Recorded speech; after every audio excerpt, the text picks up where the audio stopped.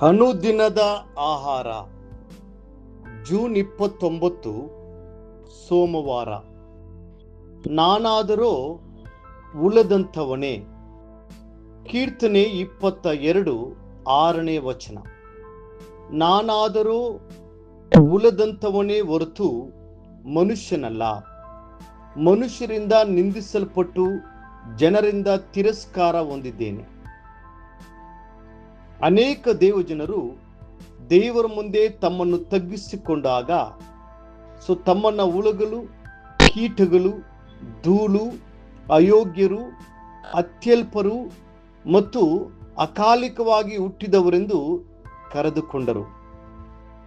ಅಬ್ರಾಮನು ತನ್ನನ್ನು ತಗ್ಗಿಸಿಕೊಂಡಾಗ ಹೀಗೆ ಹೇಳಿದನು, ಇಗೋ, ಮಣ್ಣು ಬೂದಿಯೂ ಆಗಿರುವ ನಾನು ಸ್ವಾಮಿಯ ಸಂಗಡ ವಾದಿಸುವುದಕ್ಕೆ ಧೈರ್ಯಗೊಂಡಿದ್ದೇನೆ. ಆದಿಕಾಂಡ 18ನೇ ಅಧ್ಯಾಯ 27ನೇ ವಚನ. ಮೋಶೆಯು ದೇವರ ಮುಂದೆ ತನ್ನನ್ನು ತಗ್ಗಿಸಿಕೊಂಡು, ಸ್ವಾಮಿ, ನಾನು ಮೊದಲಿನಿಂದಲೂ ನಿನ್ನ ದಾಸನ ಸಂಗಡ ಮಾತನಾಡಿದ ಮೇಲೆಯೂ ವಾಕ್ಚಾತುರ್ಯವಿಲ್ಲದವನು ಎಂದನು. ವಿಮೋಚನಾ ಕಾಂಡ 4ನೇ ಅಧ್ಯಾಯ 10ನೇ ವಚನ. ಯೆರೆಮೀಯನು, ಅಯ್ಯೋ ಕರ್ತನಾದ ಯೆಹೋವನೇ, ನಾನು ಮಾತು ಬಲ್ಲವನಲ್ಲ, ಬಾಲಕನು ಎಂದು ಭಿನ್ನವಿಸಿದನು.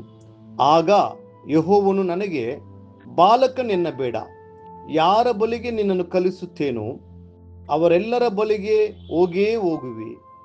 ನಾನು ಆಜ್ಞಾಪಿಸುವುದನ್ನೆಲ್ಲ ನುಡಿಯಲೇ ನುಡಿಯುವೆ ಎಂದು ಉತ್ತರಿಸಿದನು. ಯೆರೆಮೀಯ 1ನೇ ಅಧ್ಯಾಯ 6 ಮತ್ತು 7ನೇ ವಚನಗಳು. ಹೌದು, ತಮ್ಮನ್ನು ತಾವೇ ತಗ್ಗಿಸಿಕೊಂಡವರನ್ನು ಕರ್ತನು ಉಪಯೋಗಿಸಿಕೊಂಡನು.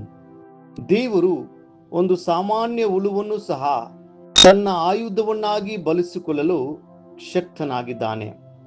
ದಾವೀದನಿಗೆ ಅರಸನಾಗಲು ಅಭಿಷೇಕ ದೊರೆತ ಮೇಲೂ ಅವನಿಗೆ ತಕ್ಷಣವೇ ಸಿಂಹಾಸನ ಸಿಗಲಿಲ್ಲ.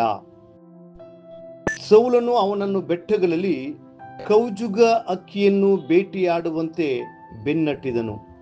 ಆತ್ಮದಲ್ಲಿ ತೀವ್ರವಾಗಿ ಮುರಿದು ಬಿದ್ದ ದಾವೀದನು, ನಾನಾದರೋ ಉಳದಂಥವನೇ, ಮನುಷ್ಯರಿಂದ ನಿಂದಿಸಲ್ಪಟ್ಟವನು, ಜನರಿಂದ ತಿರಸ್ಕರಿಸಲ್ಪಟ್ಟವನು ಆಗಿದ್ದೇನೆ ಎಂದು ಕೂಗಿಕೊಂಡನು. ಬಹುಶಃ ಇಂದು ನೀವು ಸಹ ಇತರರಿಂದ ಅವಮಾನಿಸಲ್ಪಟ್ಟಿರಬಹುದು, ತಿರಸ್ಕರಿಸಲ್ಪಟ್ಟಿರಬಹುದು ಮತ್ತು ಅತ್ಯಲ್ಪರೆಂದು ಪರಿಗಣಿಸಲ್ಪಟ್ಟಿರಬಹುದು.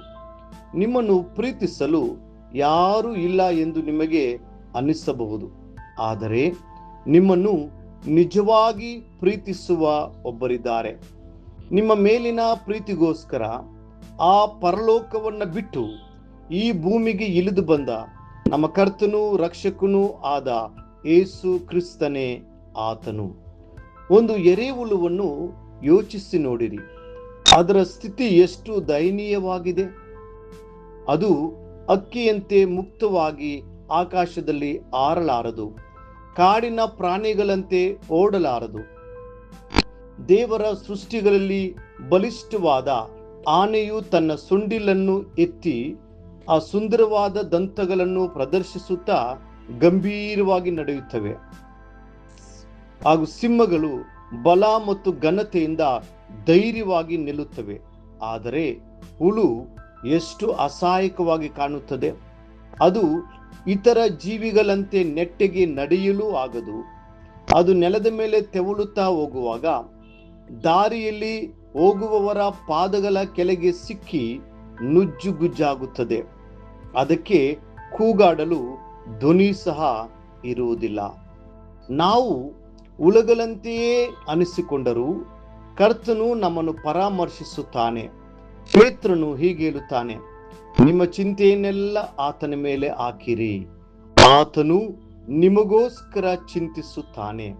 1 ಪೇತ್ರ 5ನೇ ಅಧ್ಯಾಯ 7ನೇ ವಚನ. ಅಷ್ಟೇ ಅಲ್ಲದೆ ಆತನು ಪ್ರೀತಿ ಸ್ವರೂಪನಾದ ಕರ್ತನು. ದೇವರು ಕೃಪೆಯಿಂದ ಮಾನವ ಕುಲವನ್ನ ಪರಾಮರ್ಶಿಸುವಾಗ, ಪ್ರೀತಿಯಿಂದ ಮನುಷ್ಯನನ್ನು ಕಾಯುವಾಗ ಮತ್ತು ರಕ್ಷಿಸುವಾಗ ನೀವು ಏಕೆ ಕಳವಳಗೊಳ್ಳಬೇಕು?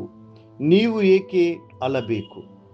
ಮುಂದಿನ ಅಧ್ಯಯನಕ್ಕಾಗಿ ದೇವರ ವಾಕ್ಯ.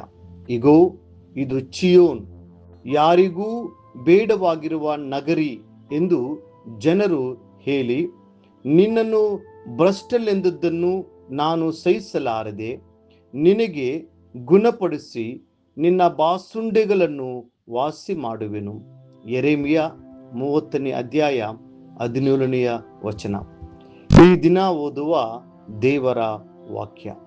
ಮುಂಜಾನೆ ಯೋಬನ ಪುಸ್ತಕ 14, 15, 16 ಅಧ್ಯಾಯಗಳು. ಸಂಜೆ ಅಪೊಸ್ತಲ ಕೃತ್ಯಗಳು 9ನೇ ಅಧ್ಯಾಯ 22ರಿಂದ 43 ವಚನಗಳು. ದೇವರು ನಿಮ್ಮನ್ನು ಕಾಪಾಡಿ ನಡೆಸಲಿ.